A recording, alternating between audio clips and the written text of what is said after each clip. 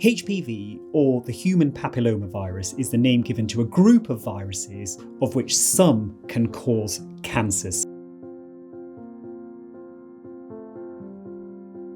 Cervical cancer develops from an HPV infection in almost all cases. It is spread just by simple touch. So you don't actually have to have sex to get it. Condoms don't stop you from getting the virus, and just touching intimately, the virus will pass from one person to the other. Anyone can get HPV, even if they've had one partner, even if they haven't had intercourse, if they've just had some kind of sexual contact with one other person, because the virus is so common. 80% of us will have HPV at some point in our lives. We need to talk openly about HPV and make sure people are aware of it. And so it really shouldn't be stigmatised. It's almost a normal consequence of sexual activity.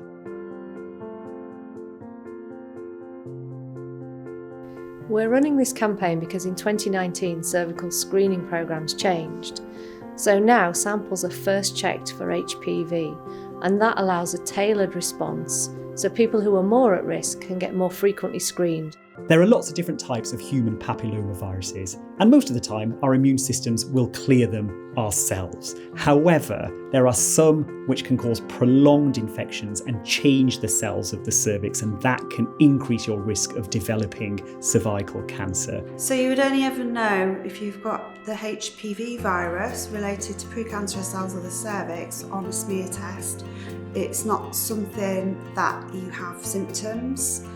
If people are positive, they're followed up more regularly, so they'll be asked to come back in a year to check whether it's still there or whether it's gone away. And the vast majority of HPV cases don't go on to cause cancer, so cancer would still be a really rare outcome for someone who tests positive at screening. I think the media plays a really important role in getting the message out there about what HPV is and the importance of screening, because as we know, in this age of misinformation we're living in, there's a lot of false information out there.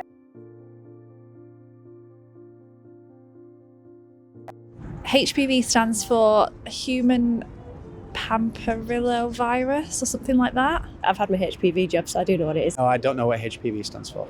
No, I don't know what that is. I think it's the flu. I don't know what HPV stands for. It increases your chance of getting cervical cancer. Is it an STD? But I wouldn't always say it's dangerous. It needs to be talked about, and we all need to be very aware. People have all sorts of crazy ideas that it's linked to being not clean or lots of things, and actually it's nothing to do with that. If I tested positive, the first thing would be obviously talking to the doctor about it. If I had any extra questions for them, then I'd probably tell my husband, tell my family. If I tested positive for HPV, I would probably speak to friends about it, see if they had any experience of it. It's not your fault for getting it, so it just sort of is what it is. It's a family of viruses, there are hundreds of them, and there are certain they're called high-risk types, which are associated with the development of cervical cancer, but also some other anogenital cancers, so cancers of the other genital organs and the anus, and also the oropharynx, which is the throat.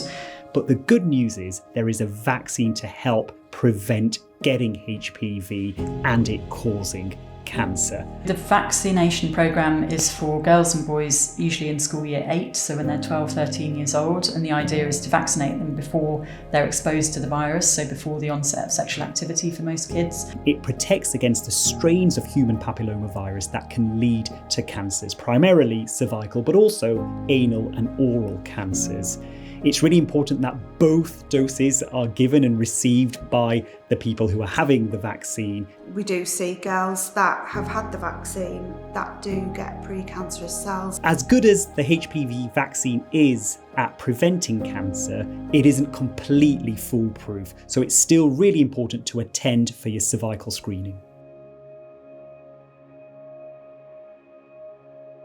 I've got 3 daughters aged 24, 17 and 13, and I'm so thankful and grateful that they can have the HPV vaccine, because they are very unlikely to have to go through what I went through. I was told it wasn't cancer, but it was very close to becoming cancer, and that it needed to be treated as soon as possible. So I had a general anaesthetic and they removed the abnormal cells. I didn't really ever get a smear until after I got married. I didn't really want anybody to examine me. But it's quite private area, isn't it? To say I was frightened was an understatement, really. It caused huge amounts of health anxiety. I was very naive, very young, very much in a mindset of these things don't happen to people like me. There was a fear of having it done in terms of like equipment, things like that. Like, was it going to hurt or is it uncomfortable? When I eventually did go for my smear, probably at the age of 29, after my first child, it wasn't uncomfortable. It was actually quite straightforward. Because I was able to go and have regular checkups, because they kept me safe as they promised to, I didn't have to have such radical treatment, and my body cleared the HPV within a couple of years anyway. We need to step up, speak out and say, these things are not taboo. A smear test actually does only take less than a minute, so less than a minute could save your life. About 75% of women in this country are attending for screening, and we're trying to get a more nuanced understanding of the reasons that women don't always attend for cervical screening. Fear if you're going to find cancer, embarrassed to take their clothes off in front of somebody else. Talking about cervical screening, the cervix, the genital area, is sometimes a taboo for South Asian communities. Sometimes it can be difficult to get an appointment at your GP surgery, or people forget, or the letter gets put on a pile of things that they never quite get around to doing. If there is a language barrier, we will offer an interpreter. If you would like to come with someone, perhaps your husband, partner, or a relative, then we will allow for that as well. And then the other aspect is about the psychological impact of taking part in screening, and particularly getting an HPV positive result, because we know that has some different psychological implications for women. If you've got HPV, it doesn't mean that your partner's been sleeping with somebody else. You would never know where you've got the HPV virus from, because you could have had it for a number of years. Cervical cancer is almost entirely preventable, and here in Yorkshire, around 250 people each year are diagnosed, and 60 people sadly lose their lives to cervical cancer. I think one of the things we can do to improve the screening rates in Yorkshire is to try and tackle whatever the obstacles are by encouraging open communication and conversation about what it is, what it involves, and why it's important to go can make a big difference. We know that about a quarter of all people who are invited to take part in cervical screening don't attend, and we also know that translates to around 360,000 people who are not up to date with their cervical screening here in Yorkshire. So some women who I've seen that have a cancer diagnosis, they'll often say, I was too frightened to get a smear test, and I wish that I'd got a smear test, because all of this could have been prevented. The key is to attend screening so we can pick up early changes and stop cancer from developing. My message would be, if you are invited to go to a screening, if you get a letter through your door saying you've got to come along to a screening, please do. It is so important and it can save lives.